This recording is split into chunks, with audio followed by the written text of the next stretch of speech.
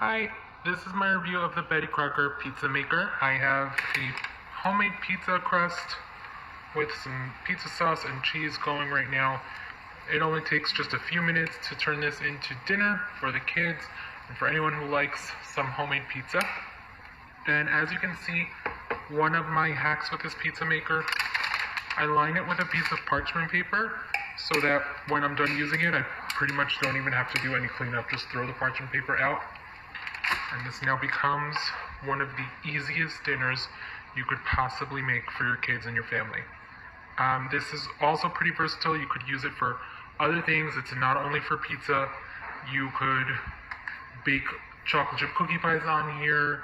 You could put some vegetables and roast vegetables on here. You could make pancakes in here. You could really get creative and use it for all kinds of different things. It's basically just a double-sided heating element. So you have the two sides, and it is non-stick. The parchment paper isn't necessary if you don't like using it, but I do find that it helps with the cleanup, because then this just gets thrown out, and then you can put it right back in the closet.